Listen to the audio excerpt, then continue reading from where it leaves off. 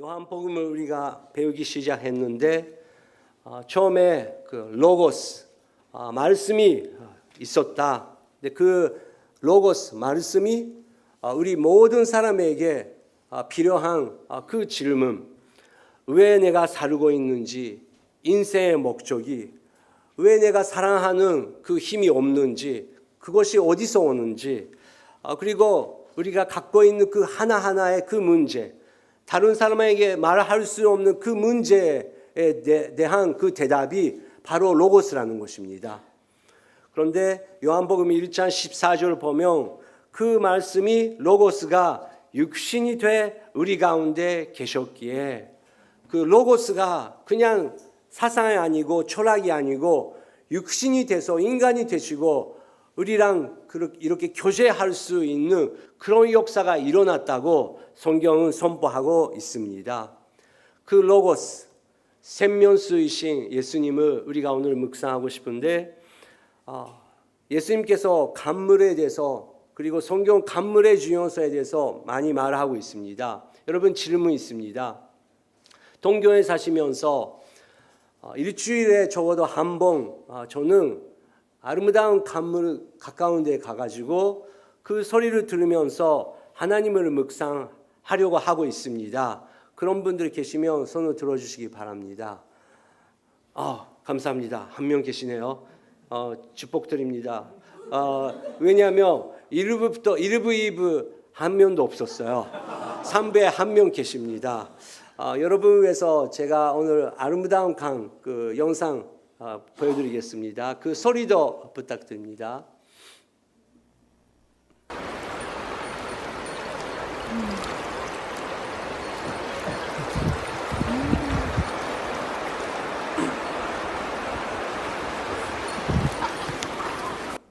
네, 짧은 영상이지만 이거는 나가노현의 간물입니다. 나가노 같이 가지 아니라도 동경 안에서도 간물이 있죠. 우리가 특별히 도시에 살고 있는 우리들은 이런 도시의 구조, 도시에 살고 있는 모든 그 시스템이라든지 사람들은 돈에 대해서 어떻게 하면 이익을 얻을 수 있을까, 합리적으로 어떻게 생활할 수 있을까, 그것이 도시 생활입니다. 그렇기 때문에 저희들은 일부러 우리의 육체를, 우리의 마음을 그런 자연 속에 넣어야 됩니다. 그리고 그런 소리를 들으면서 예수님께서 말씀을 하시다시피 우리는 새 소리를 들으면서 그 간물을 보면서 내가 일이 할 수 있는 이 힘, 그리고 하나님께서 허락하시는 이 인생은 어디서 흘러오고 있는지 우리는 확인해야 된다는 것입니다. 흐름이 있다는 게 승환이 있다는 것입니다. 이 승환이 굉장히 중요합니다. 우리의 대화, 우리의 인간관계, 그리고 내 것이만 생각하면 모든 것을 죽어버립니다. 하지만 우리가 받은 축복을 흘러나게 하면 그것이 승환이 되면서 그것이 생명의 힘이 일어날 수 있다는 것입니다. 창조주 하나님께서 이렇게 우리를 축복하시면서 말씀하셨습니다. 시편 65편 9절부터 10절 읽겠습니다. 주께서 땅을 돌보고 물을 대해 주시며 하나님의 강이 물이 넘쳐 비옥하게 하십니다. 주께서 사람들에게 이렇게 곡식을 공급해 주시려고 다 준비해 놓으신 것입니다. 주께서는 밭고랑에 물을 흠뻑 대 주시고 밭이랑 고르게 펴시며 소나기로 부드럽게 하시고 그 싹에 복을 주십니다. 아멘. 여러분, 우리 하나님은 얼마나 축복 많으신 분이십니까? 우리에게 이렇게 간물처럼 계속 축복을 흐르게 하고 계십니다. 그렇기 때문에 예수님께서 우리에게 말씀하신 것처럼 두 개 갖고 있으면 하나를 나눠보라고, 하나님께 맡겨보라고. 그러면 다시 한번 하나님께서 새로운 것을 보내신다. 그런데 우리는 우리 거, 우리가 넘버원 돼야 된다고, 우리만 생각하면 된다고, 그렇게 하면 승환이 막혀버립니다. 그러면 경제도 멈춰버립니다. 하나님은 간물을 흐르게 하시면서 우리에게 중요한 것을 가르치고 계십니다. 그리고 우리가 천국에 가면 이런 간물이 있다, 하나님의 간물이 있다, 그것을 바라보면서 기대하며 살아야 된다. 요한계시록 22장 1절부터 2절 읽겠습니다. 그 후 천사는 하나님과 어린 양의 보좌로부터 흘러나오는 수정같이 맑은 생명강상을 내게 보여주었습니다. 강물은 도성의 길 한가운데로 흐르고 있고 강 양쪽에 있는 생명나무는 매달 열매를 맺어 12열매를 맺고 나뭇잎들은 나무들 치료하는 데 쓰입니다. 아멘. 보좌, 어린 양의 보좌도 하나님의 강물을 이렇게 흘러나가고 있다. 그리고 양쪽에 생명의 나무들이 있는데 그 열매를 통해서 모든 사람들이 치유를 받는다. 여러분, 오늘 설교 가운데 오늘 son찬식도 있지만 성령님께서 여러분 한 분 한 분에게 말씀을 해주시기를 기도합니다. 내가 이것도 부족하고 이런 기도 제목도 있지만 성령님께서 새로운 마음을 주시고 강물을 흘러나게 해주시고 어떤 사람은 생각을 나게 해주시고 그 사람을 격려하라. 너는 충분히 강물을 얻고 있다. 그것을 흘러나게 해야 된다. 믿는 사람이 안 믿는 사람 상관없습니다. 성령 하나님께서 그 사람에게 축복해보라. 하나님께서 너를 축복하듯이 내가 이제 그 사람을 축복해보라.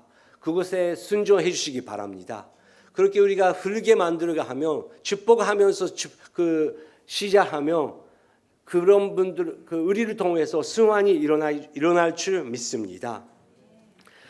그리고 이사야 예언자가 성령 충만 되면서 우리 모두가 이런 강물을 마시면서 이런 기쁨을 회복될 것이다. 이렇게 선포했습니다. 이사야서 12장 3절 말씀 시작. 너는 구원의 샘에서 기뻐하며 물을 기를 것이다. 아멘. 구원의 샘에서 기뻐하며 물을 기를 것이다. 그것이 확실하게 일상생활 속에서 일어날 것이다. 시편 저자가 또 이렇게 강물 흐르는 뿐만 아니라 우리 인생 가운데 열매가 생기는 것이다. 지금까지 내가 어떻게 이익을 얻을 수 있을까? 어떻게 합리적으로 회사를 움직일 수 있을까? 그것만 생각하고 있었는데 하나님께서 맺으신 그 열매, 그것이 인생에 남는 최고의 그리고 영원한 열매라는 것을 깨닫게 될 것입니다. 104편 13절 이런 말씀이 있습니다. 시작. 주께서 그 높은 방에서 산들을 촉촉하게 적셔주십니다. 이 땅이 주께서 일하신 결과로 흡족합니다. 네, 이 땅이 주께서 일하시는 결과로 흡족합니다. 주님께서 우리 생활 가운데 역사하시고 주님께서 그 열매를 우리 인생을 통해서 맺으시게 된다는 것입니다. 여러분, 그물을 가지시기 바랍니다. 우리가 언젠가 하늘나라 갑니다. 그리고 하늘의 나라 가면 이 계시록에 있었던 그 강물을 우리가 볼 것입니다. 그런데 뒤돌아보니까 이 지상에서 가족들이 있고 함께 일하고 있던 사람이 있고 교회에서 생활했던 형제 자매가 있는데 우리가 걸어왔던 그 길에 여러분 때문에 그리고 하나님께서 여러분을 통해서 주변 사람들에게 아름다운 그 영적인 열매가 많이 맺고 있다는 것을 우리가 보는 것입니다. 여러분, 그런 인생을 바라보지 않겠습니까? 우리가 열심히 사는 것도 중요하지만 여러분 계시기 때문에 여러분의 주변 분들이 사랑의 열매, 기쁨의 열매, 하나님께서 주시는 평강의 열매를 먹을 수 있는 그런 감사가 넘치는 인생을 우리가 살아갈 수 있다는 것입니다. 그거 위해서 강물이 필요하고 우리가 영적으로 목마를 때 마셔야 된다는 것입니다. 여러분, 질문이 있습니다. 우리는 육체를 갖고 있기 때문에 이런 육체에 위한 물이 필요합니다.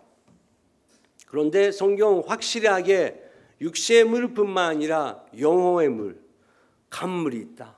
하나님의 강이 있다. 그렇게 말하고 계십니다. 그러면 여러분께서 지쳤을 때 영적으로도 마음으로도 전신적으로도 육체적으로도 피곤하실 때 어떻게 여러분께서 준정하십니까? 어떤 분은 맛있는 것을 먹는 거, 그리고 정말 그 마음이 통하는 사람이랑 이야기하는 거, 오타니 선수라든지 로나우도처럼 자는 거, 그것이 나의 준전 방법이다. 그런 분들이 계실 것입니다. 또 어떤 분은 운동하는 거, 그리고 혼자 아까 용산처럼 그 자연 속에 가면서 혼자 있을 때 준정 얻을 수 있다. 그런 그 방법이 있다는 것입니다. 자기 자신을 잘 알고 나는 어떤 방법으로 준정할 수 있는지 그것을 잘 아는 것을 굉장히 중요하다고 생각합니다. 그러면 예수님께서 모든 사람에게 이 방법으로 준정하라. 이것이 비밀이다. 그렇게 말씀하고 계시는 것이 있는데 예수님의 말씀 이렇게 말씀하셨습니다.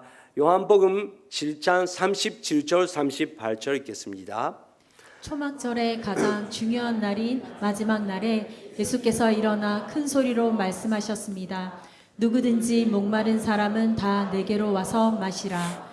누구든지 나를 믿는 사람마다 성경의 말씀대로 생수의 강이 그의 배에서 흘러나올 것이다. 네, 37절 보여주시기 바랍니다. 조막절의 가장 중요한 날이 마지막 날에 축제가 있었습니다. 축제에 우리가 가면 가기 전에는 흥분합니다. 예배 오시기 전에도 우리는 영적인 그 흥분감이 있습니다. 그런데 더 중요한 것은 예배 마치고 순모임이 끝나고 모든 집회가 마치고 우리가 집에 돌아갈 때 그 마지막 순간이 더 중요하다는 것입니다. 사실은 우리가 오기 전에 갈 때 더 흥분돼야 됩니다. 근데 오늘처럼 춥고 비가 내려오고 있는데 예배 가기 전에는 흥분하고 있었지만 너무 서러운 마음으로 집에 가시는 분들이 계신다는 것입니다. 조막절의 가장 중요한 날이 마지막 날에 끝나고 나서 모든 것이 끝나고 나서 예수님께서 일어나시고 큰 소리로 말씀하셨습니다. 누구든지 목마른 사람은 다 내게로 와서 마시라.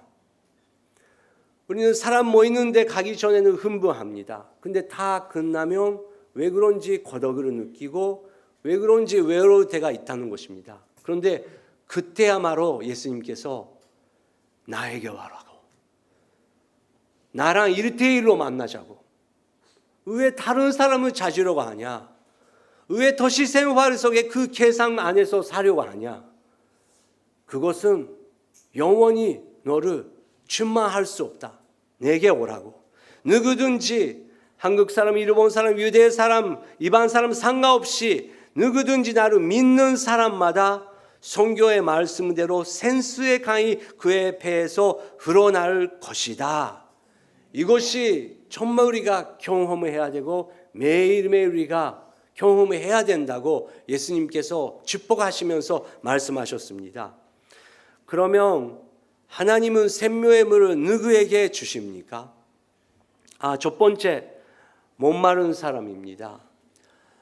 PPT 부탁드립니다. 두 번째는 진심으로 주를 찾는 사람. 세 번째는 깨끗한 마음을 가진 사람. 계속 보여주시기 바랍니다. 이것은 그 생명의 물뿐만 아니라 여러분 생각해 주시기 바랍니다. 여러분께서 갖고 있는 은사가 있습니다.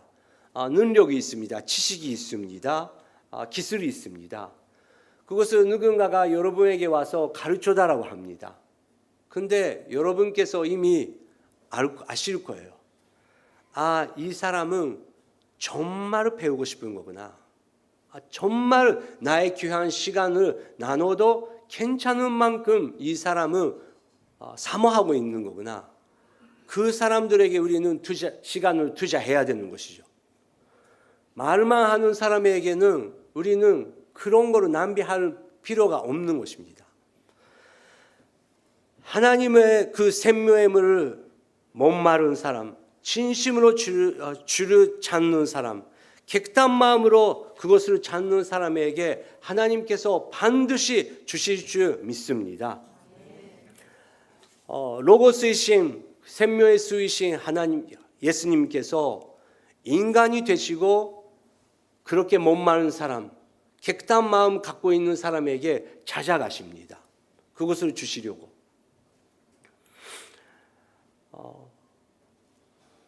예수님께서 어떤 날 하나님 아버지가 기도하고 있을 때 아들 예수, 오늘은 이쪽 길이 가지 말고 이쪽 길을 가라고. 유대 사람으로서 보통 사람들이 가지 않은 길인데 너는 그쪽이 가라.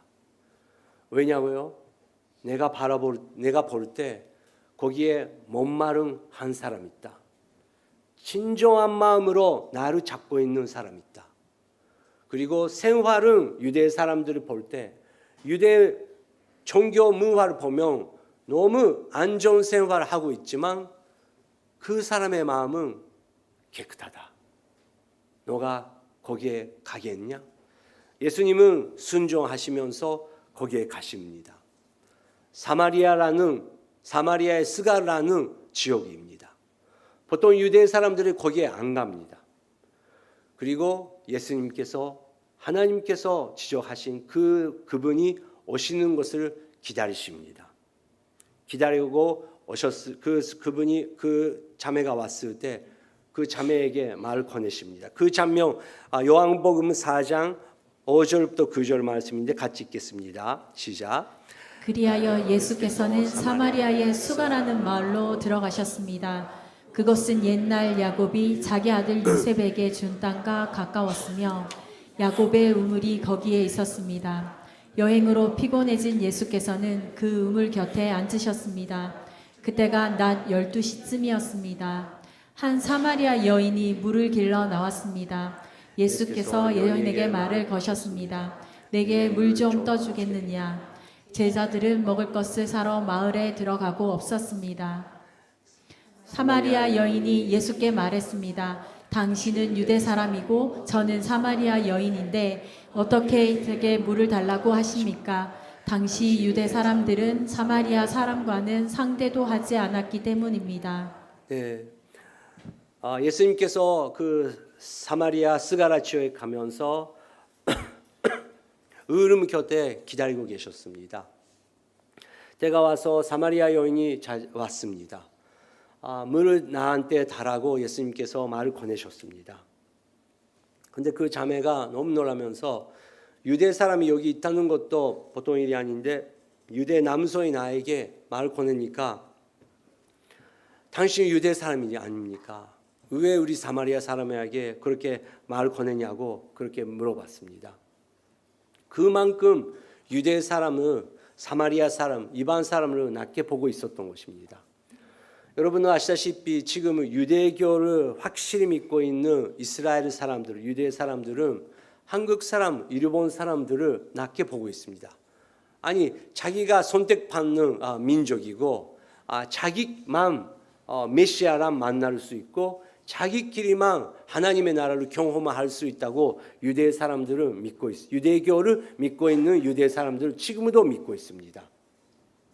그렇기 때문에 너무 자별심이 강합니다. 그런데 제가 일본 사람으로서 그 유대 사람을 어떻게 그렇게 말할 수 있습니까?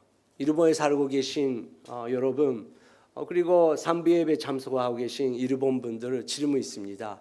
우리 일본 사람 가운데, 우리 일본 사회 가운데, 우리 일본 지금 이렇게 교육을 받고 차별이 안 된다고 법을 만들었지만 우리 일본 사람의 마음속에 차별심이 있습니까? 없습니까?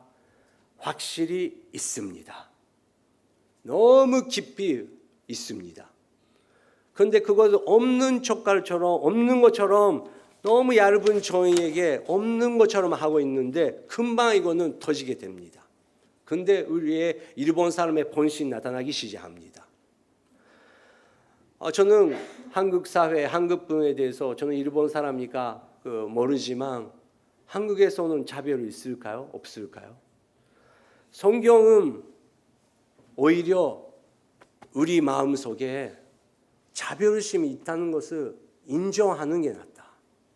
인정하면서 성령 하나님이여 내가 갖고 있는 이 육체적인 생각, 육적인 프라이드, 하나님의 나라 보지 않고 아직 이 세상에 이 나라를 바라보면서 가지려고 하고 있는 그 프라이드, 우리나라만 넘버원가 되면 좋겠다고 승황을 맡기려고 하고 있는 이 프라이드를 주님 이 자별심을 주님 권해주시기 바랍니다. 이렇게 겸손히 기도하는 것이 필요하다고 저는 생각합니다. 사마리아 여인은 깜짝 놀랐습니다. 왜 유대 사람은 그 사마리아 사람에게 물을 타라고 하는 것입니까?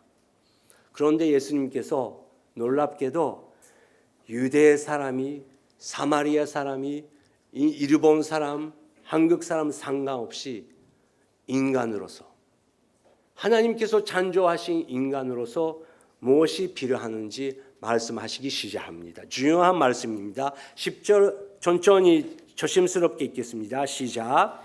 예수께서 여인에게 대답하셨습니다. 네가 하나님의 선물을 알고 또 물을 달라고 하는 사람이 누구인지 알았다면 도리어 네가 그에게 부탁할 것이고 그가 너에게 생수를 주셨을 것이다. 아멘. 10절 계속 보여주시기 바랍니다. 그 여인에게 대답하셨습니다.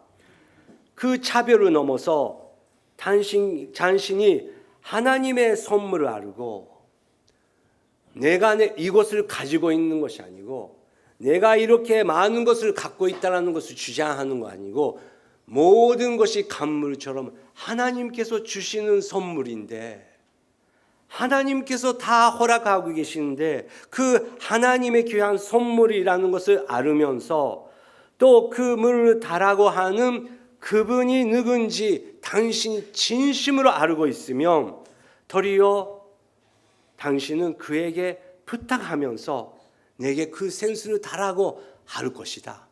너는 아직 그것을 모르는 것이다. 지금은 아직도 자기의 열심으로 자기를 존중하려고 하고 있고 자기의 인생을 만족시키려고 하고 있는 그런 마음이 너에게 아직 있다는 것입니다. 그런데 그 자매는 아직 잘 모릅니다. 그래서 인간적으로 대화하려고 합니다. 딱 인간 예수를 보면서 이렇게 대답합니다. 11절 읽겠습니다. 여인이 예수께 말했습니다. 선생님께는 두레박도 없고 이 물로 깊은데 선생님께서는 어디에서 생수를 구한단 말입니까? 네, 그런 센스가 있다고 하는데 선생님, 당신이 두레밖에도 없으지 않습니까? 어떻게 그 물을 가지고 오려고 하는 것입니까? 저는 물을 하가리를 갖고 있는데 당신은 아무것도 안 가지고 있습니다. 그렇게 대답했습니다. 그 자매가 이 육체에 필요한 물에 대해서 대답하셨기 때문에 예수님은 친절하게 이렇게 대답하십니다. 13, 14절 시작. 예수께서 대답하셨습니다. 이 물을 마시는 사람마다 다시 목마를 것이다. 그러나 내가 주는 물을 마시는 사람은 영원히 목마르지 않을 것이다. 내가 주는 물은 그 사람 안에서 계속 솟아올라 영생에 이르게 하는 샘물이 될 것이다.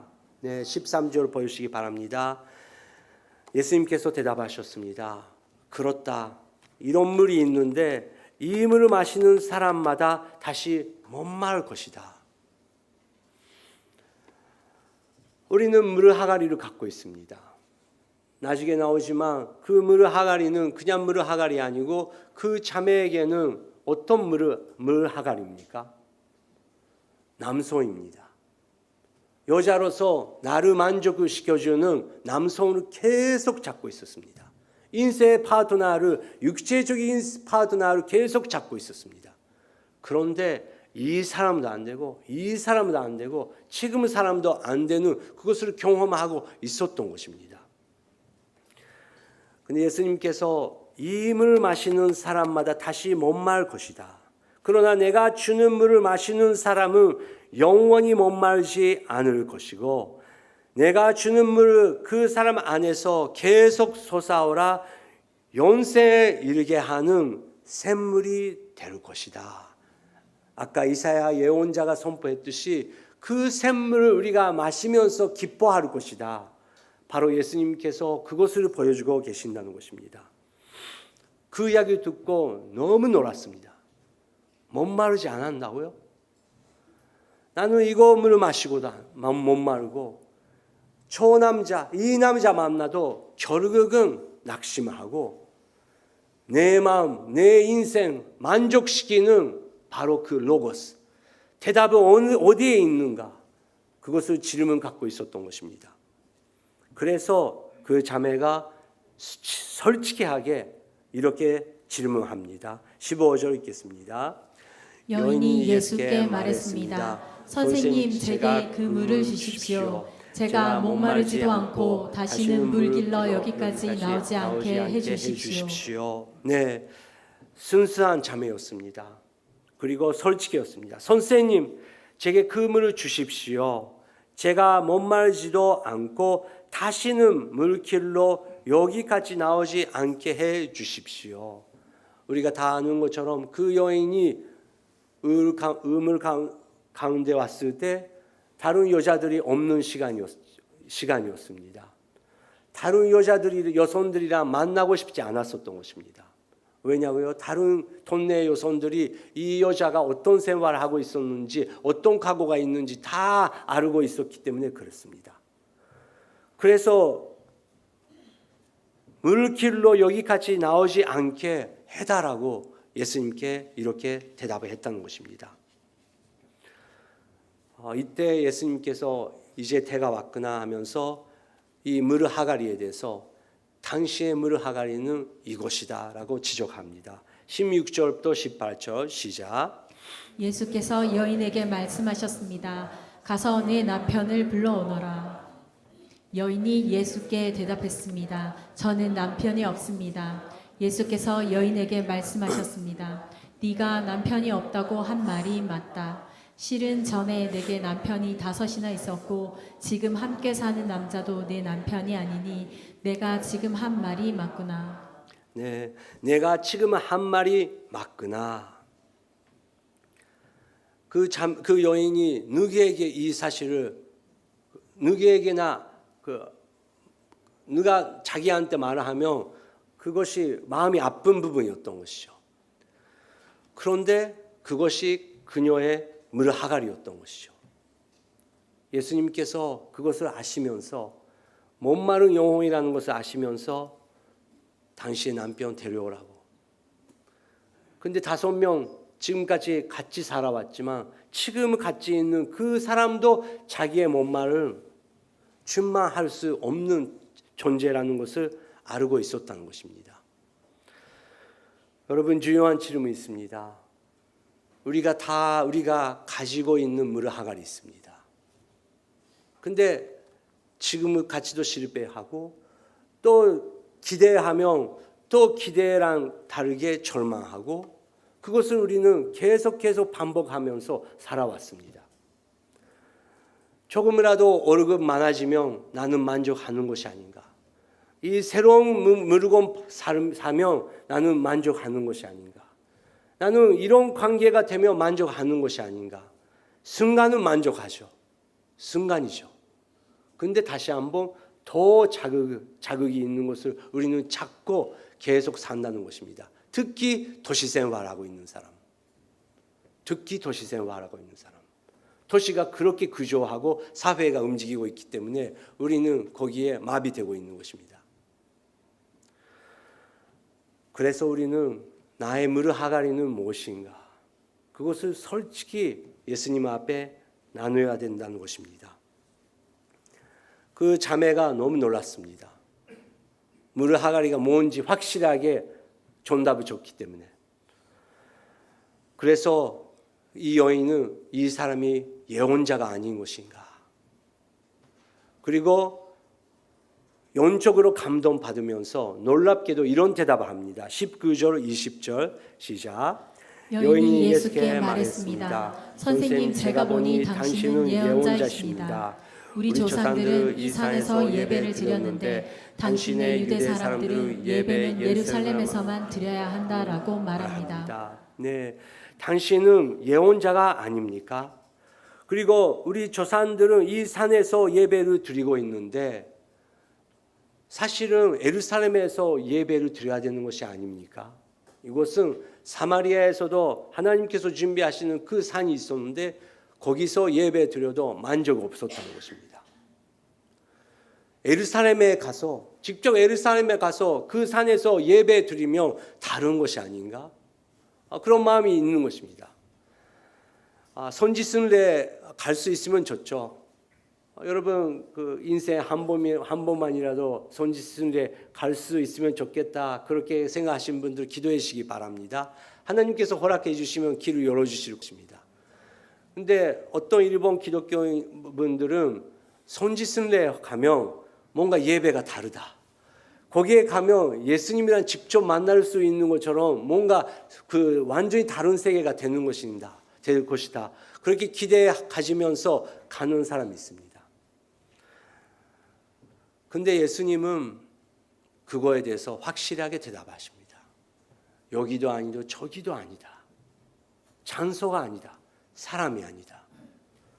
성령을 통해서 그리고 로고스이신 하나님의 말씀 진리를 통해서 우리는 어디에 있든지 그분과 만날 수 있는 아름다운 예배를 드릴 수 있다.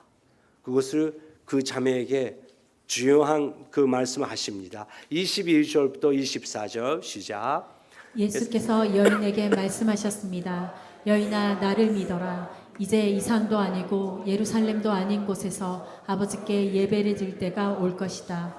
너희 사마리아 사람들은 알지 못하는 것을 예배하지만 우리 유대 사람들은 알고 있는 것을 예배한다.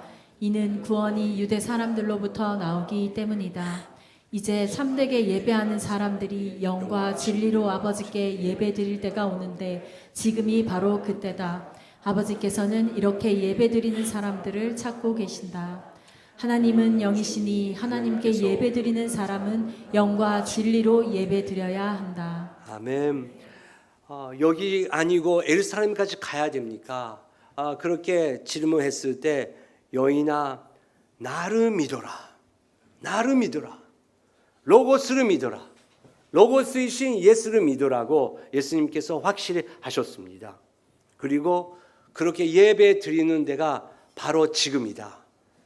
옛날에 구약 성경 시대 때는 하나님을 예배 드린다는 것은 굉장히 무서운 일이었습니다. 우리에게 잘못이 있고 바치는 예물이 그거 잘못이 있으면 하나님께서 우리를 죽일 수 있는 만큼 예배는 위험했던 것입니다. 그런데 우리는 구약 시대가 아니고 이제 새로운 계약, 신약 세대에 들어왔는데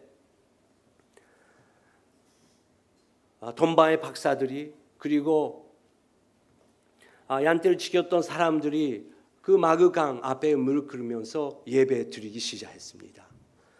그것은 마침내 이런 뜻이 있대요. 그 키스하는 만큼 가까운 관계가 되게 있다.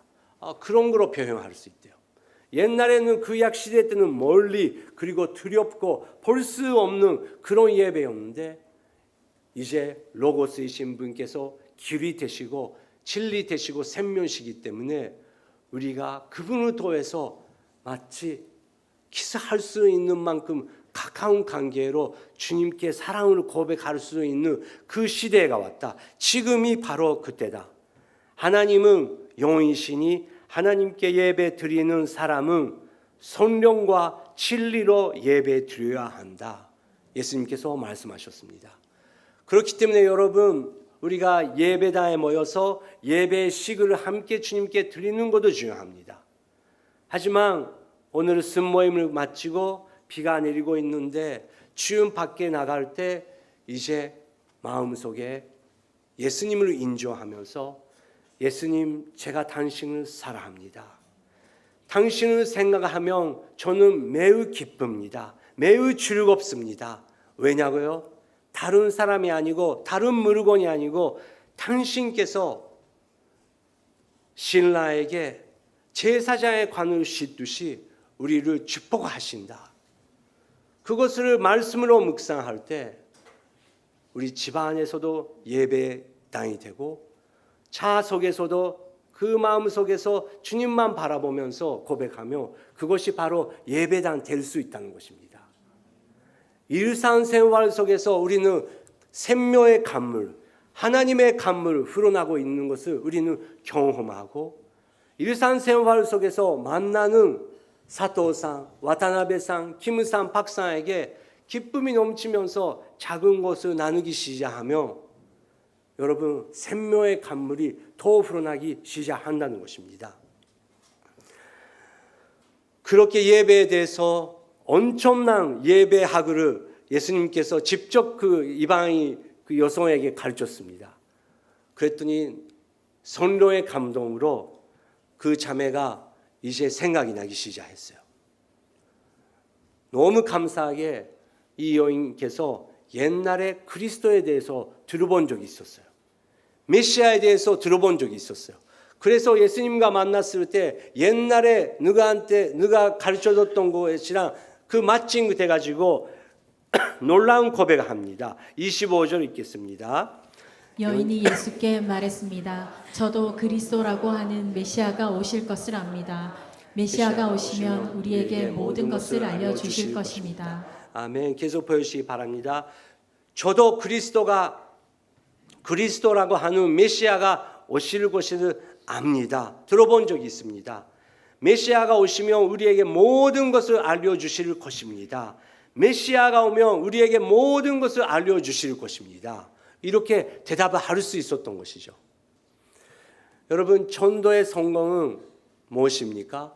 우리가 전도하는 사람이 교회에 와서 하나님을 믿게 되고 세례를 받고 교인 되는 것도 당연히 그것도 성공이지만, 그러면 그렇게 하지 않으면 모든 전도는 실패입니까?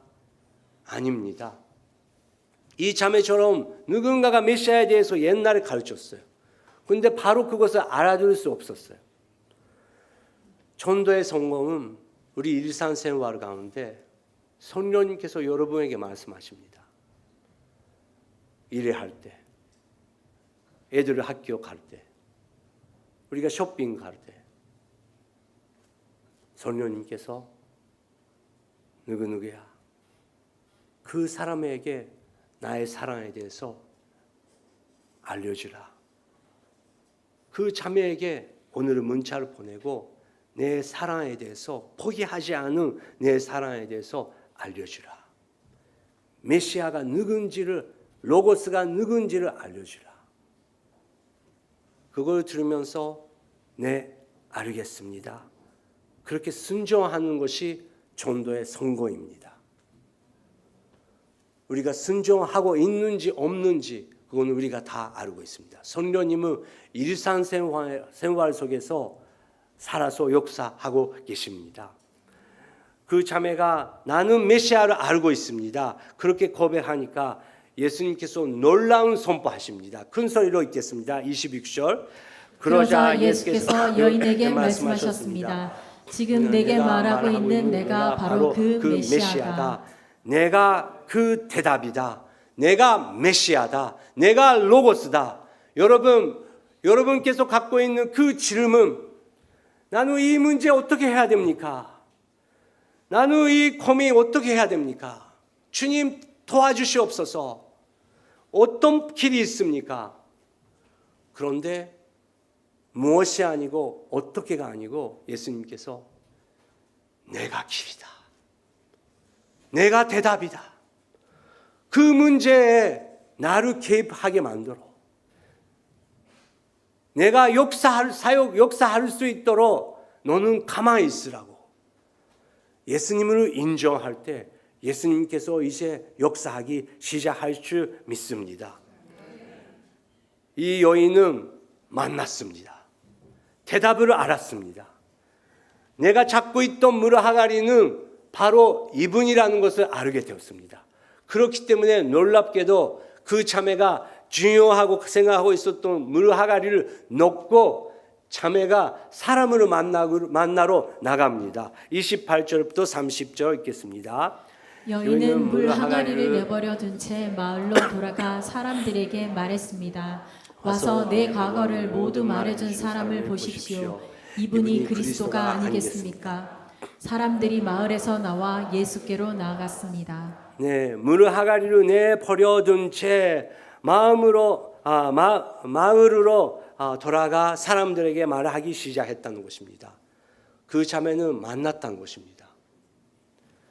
여러분, 교회에 나오시는 것도 중요하고 모든 본사 활동도 중요합니다. 지금까지 우리가 어떻게 살아왔던 것도 중요합니다. 하지만 오늘은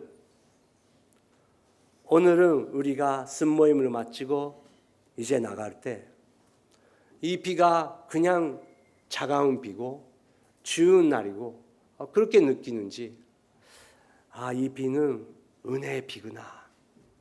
이 비 소리는 지금까지 도시생활하면서 너무 귀찮게 느끼고 있었는데 이것이 하나님의 선물이구나. 이 모든 자연 속에서 하나님께서 우리에게 말씀하고 계시고 진리의 말씀을 통해서 내가 바로 그다. 그렇게 예수님께서 말씀하시는 그 말씀을 듣기 시작하니까 다른 사람이 아닌, 다른 물건 아닌 내 속에 그 생명수가 솟아나기 시작한다는 것입니다. 그 사마리아 이방인 도시에게 놀라운 기적이 일어났습니다. 39절부터 42절까지 시작. 그 마을에 사는 많은 사마리아 사람들은 여인이 그분이 내 과거를 모두 말해준 사람이다 라고 증거했기 때문에 예수를 믿었습니다.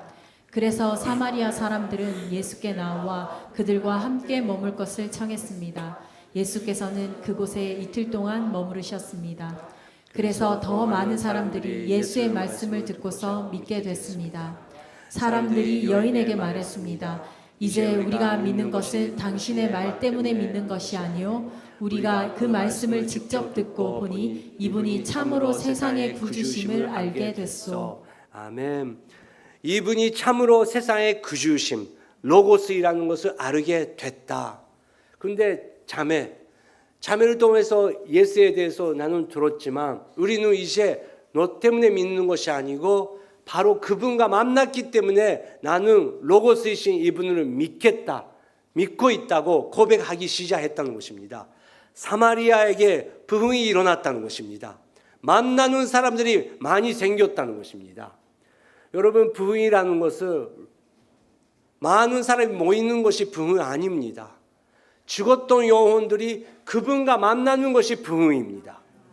그런 사람이 진짜 많은 사람이 모여서 예배 들으니까 진정한 부흥이 그런 것인 거죠. 여러분, 우리가 금이 있습니다. 저는 목사로서 성도님이 여러분에게 기도할 때 이 세상의 축복도 필요하다고 생각합니다. 이 세상의 치유하심, 이 세상에 필요한 그 물건 얻는 것도 중요하다고 생각합니다. 하지만 제일 중요한 것은 우리가 하늘을 날아갈 때 당신을 통해서 나는 예수에 대해서 들었지만 나는 진짜 직접 예수님과 만났다. 그런데 나에게 전해줘서 고마워. 그런 분이 여러분의 주변에 있는 와타나베산, 사토산, 박산, 리산, 김산이 여러분에게 오시면서 고마웠어. 그렇게 우리가 받았을 때 강물의 옆에 있는 이 나무 여름에처럼 많은 여름에 우리가 버릴 수 있다는 것입니다. 여러분, 그렇게 기도하지 않겠습니까?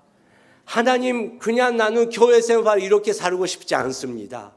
일상생활 속에서 성령님께서 직접 말씀하시기 때문에 순종했을 때 그 씨앗을 뿌리니까 당장 그것을 여름에 볼 수 없었지만 하늘을 날아가니까 미국 사람, 유대 사람, 티벳 사람, 네팔 사람, 한국 사람, 일본 사람 상관없이 민족으로 넘어서 많은 영혼들이 당신이 나에게 그분에 대해서 소개해 주셨으니까 나도 만났다고, 그분을 예배하자고, 그 여름에 우리가 맺을 수 있다고 성경은 말하고 있습니다.